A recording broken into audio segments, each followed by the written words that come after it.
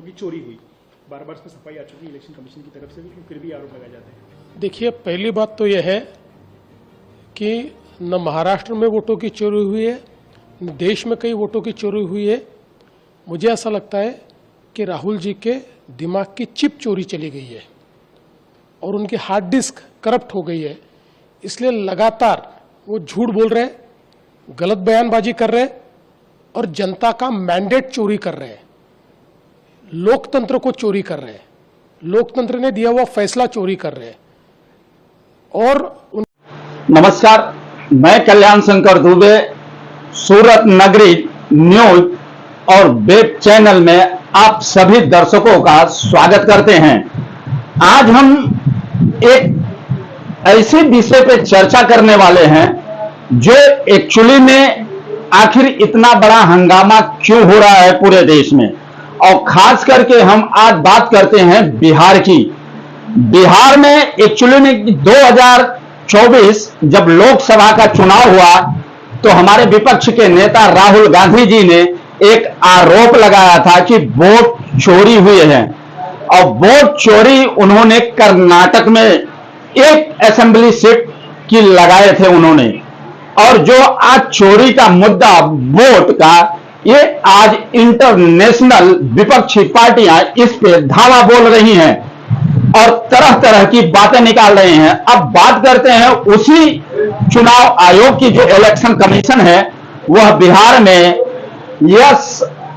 SIR के सर्वे कर रही है, जिसमें उसने करीब 65 लाख वोटर को रिजेक्ट कर दिया है।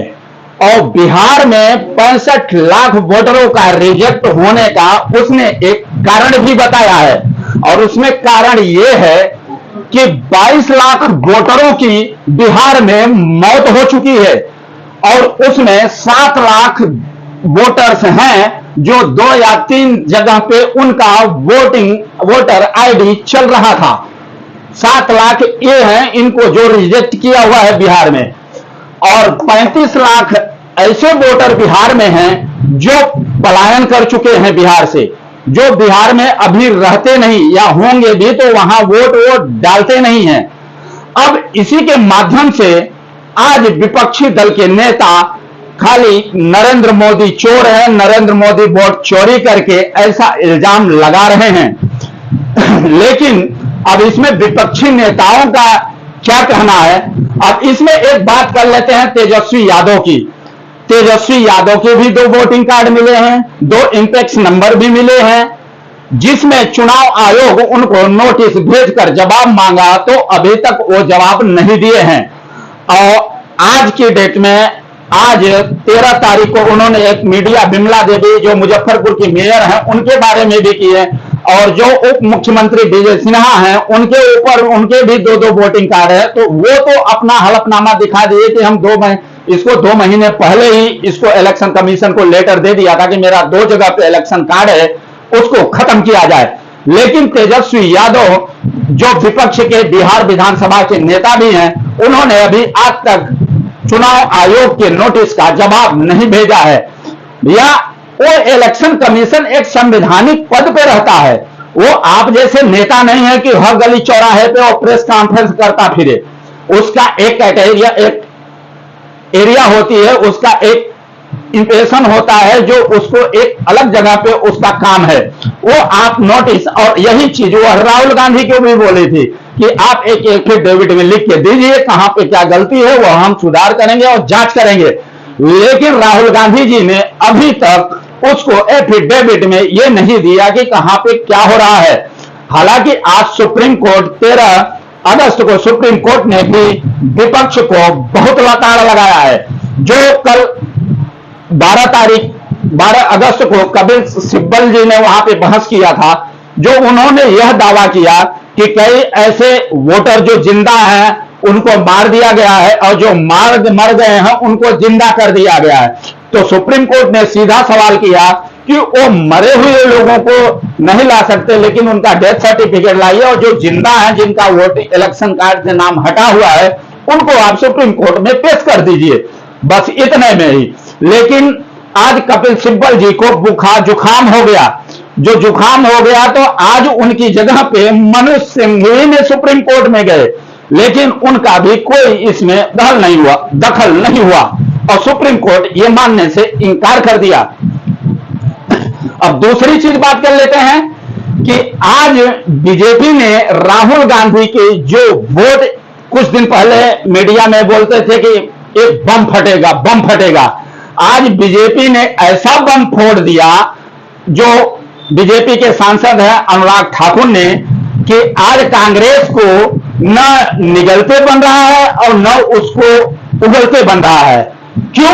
क्योंकि आपको ये बता देंगे, डायमंड हर्बल सीट जो आज तृणमूल कांग्रेस के सांसद हैं अभिषेक बनर्जी, वहां पे भी कई ऐसे वोटर्स जो फर्जी पाए गए हैं। तो अब इसमें बीजेपी के सांसद अनुराग ठाकुर ने बोला कि अब क्या ये अभिषेक बनर्जी, इस पे आप इस्तीफा दोगे?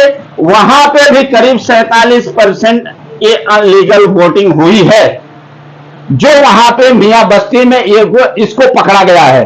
दूसरी चीज, अब आज लीजिए मैनपुरी में अखिलेश यादव के भी सांसदी में एक फर्जी वोटर पाए गए हैं। अब इस पे लेके अब इन लोगों की ऐसी खिंचाई कर दी है कि ना तो अखिलेश यादव इस पे बोल पा रहे हैं, ना तो अभिषेक बनर्जी बोल पा रहे हैं। अब आइए तीसरे हम आ जाते हैं रायबरेली में राहुल गांधी को भी अटक गए हैं, जो खुद बीजेपी पे लगा रहे थे, अब वो खुद दांव उल्टा पड़ चुका है। अब राहुल गांधी को न निगलते बन रहा है और न तो बाहर निकलते बन रहा है। अब बात कर लेते हैं यहां पे वायनाड की। वायनाड पे जो उनकी अभी बहन वहां की सांसद बनी है, उस पर भी पोलिंग हुआ है। अब दूसरी चीज, क्या राहुल गांधी, ये कर्नाटक से ही मुद्दा उठा है। अब कर्नाटक में क्या वायनाड से राहुल गांधी टोटल फर्जी वोटों पे ही सांसद बने हैं, कि रायबरेली में उन्होंने फर्जी वोटरों की वजह से सांसद बने हैं? अगर ये देखा जाए कुल मिला के, तो सब अपने अपनी धुन और अपनी अपनी ढपली बजाने में लगे हुए हैं। इन लोगों न विपक्ष के पास मेन मुद्दा के बात करने के लिए है और न सरकार को जवाब देने के लिए है। तो इसमें मैं ये बोलना चाहता हूं सारी विपक्षी दल के पार्टियों को कि भैया एक रीजनल मुद्दा उठाइए, जनता के लोगों की हित की बात करिए। आप वोटिंग कार्ड में लेके फंसे कहां हुए हैं? अब इसमें बिहार में ये फायदा उठा रहे हैं पीके, जो जन स्वराज पार्टी के अध्यक्ष हैं प्रशांत कुमार। ये लोग आपस में ही इलेक्शन और वोट खेल रहे हैं, लेकिन प्रशांत किशोर ने एक ऐसा चक्रव्यूह रच दिया उतने दिन के अंदर, न तेजस्वी, इसमें अब तो हमको यह भी संशय लग रहा है कि बिहार में न तेजस्वी आएंगे और न बीजेपी आएंगे। इसमें अब प्रशांत कुमार के ही लोग चर्चे में इस समय पे गा रहे हैं। ये लोग फर्जी वोटर में लगे हैं और प्रशांत किशोर जमीनी मुद्दा को उठाने में लगे हुए हैं। तो ये सारी विपक्षी पार्टियां आज अपनी अपनी ढपली बजा रहे हैं, इनको बजाने दीजिए। और प्रशांत किशोर का यही कहना है कि हम अपना काम करते रहेंगे। तो ये जो आने वाले 4 महीना में विधानसभा बिहार का है, कहीं ऐसा न हो कि आप लोग ये ढपली बजाते रहें और प्रशांत किशोर अपने मकसद में वहां कामयाब हो जाएंगे। अब इसमें ये राहुल गांधी जी को सोचना है कि वायनाड से वो फर्जी में बने हैं कि नरेंद्र मोदी जी प्रधानमंत्री फर्जी वोटर से बने हैं। इसमें कुल मुद्दा ये है कि इलेक्शन कमीशन अब हर रीजनल जहां पे भी चुनाव होगा वो वोटिंग वेरिफिकेशन करेगा ही करेगा, क्योंकि जितने भी कोई लोग बाहर रहते हैं, कोई लोग मर चुके हैं, क्या ये फर्जी वोट डालने से आप जीतना चाहते हैं? या ये 65 लाख में से ये जो 35 लाख पलायन किए हुए हैं बिहार में, ये लोग आखिर 35 लाख हैं कौन? 35 लाख मेरे हिसाब से तो नहीं पलायन किए होंगे, कुछ ऐसे फर्जी भी वोटर होंगे जो बॉर्डर क्रॉस कर चुके होंगे।